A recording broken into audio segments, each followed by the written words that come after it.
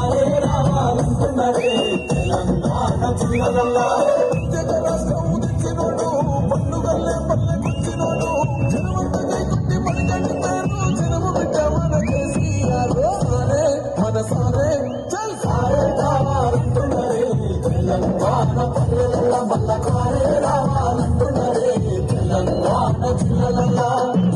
ఏమంటాడు రేవంత్ రెడ్డి?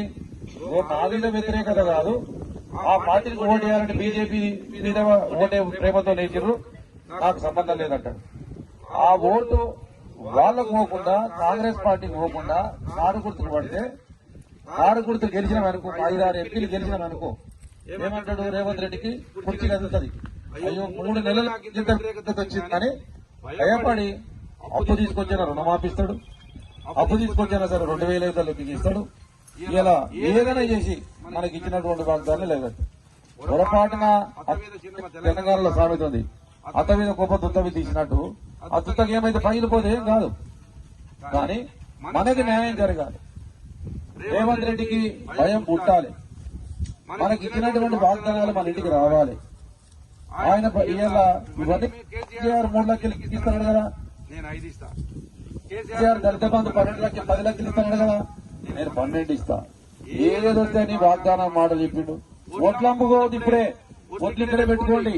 9వ తారీఖు నాడు ఒడ్లమ్మండి, 500 బోనస్ ఇస్తున్నాడు. ఆ బోనస్ రాదు, బోగస్ మాటలు చెప్పిపోయాడు. బోనస్ లేదు, బోగస్ మాటలు చెప్పిండు, బోగస్ అబద్దాలు వాడిండు. ఇవాళ మోసం జరిగింది.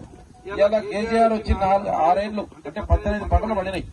నేను ఎమ్మెల్యే అయినాక నీళ్ళు వచ్చినాక 18 పంటలు పండినాయి. ఎప్పుడన్నా చిన్న ఒక ఎకరన్నా ఎండిపోయిందా? ఎండిపోయింది ఎక్కడన్నా? మరి వీళ్ళు ఎందుకు ఎండిపోతున్నాయి? కేసీఆర్ పోయిన 6 నెలలకే వీళ్ళ పంటలు ఎందుకు ఎండిపోతున్నాయి? దేనికి ఎండిపోతున్నాయి? ఇలా కేసీఆర్ తాగనీళ్ళకి ఎప్పుడన్నా మీరు ఎదురు చూసిర్రా? మరి వీళ్ళు ఎందుకు ఎదురు చూస్తున్నారు? కేసీఆర్ ఉన్నప్పుడు ఏమైనా కరెంటు పోయిందా? మరి వీళ్ళు ఎందుకు కరెంటు పోతుంది? కేసీఆర్ ఓడిపోయి 6 ఏళ్ళు కాలే, 6 నెలలు అయింది. ఈ ఇంత మంచి కార్యక్రమానికి రైతు బంధు కొరకు ఎప్పుడు పడుతుందని ఎదురు చూసారా? ముసలు పింఛన్లు పడదా అని చెప్పి పోస్ట్ ఆఫీస్ పోయి ఎదురు చూస్తున్నారు. రోజు పోయి కనుక్కుంటా ఏమయ్యే పింఛన్ పడదా? లేదు. ఎంత దరిద్రం అంటే ముసలి పింఛన్ 2000 రూపాయలు, 5 నెలల పింఛన్ ఇవ్వాలంటే 1 నెల కొట్టి 4 నెలల పింఛన్ ఇచ్చిండు. ముసలి పింఛన్ తిన్నాడు బాగుపడతాడా? బాగుపడు. ఇక పింఛన్లు కాడ ఒక నెల దండి కొట్టిండు ఇవ్వకుండా.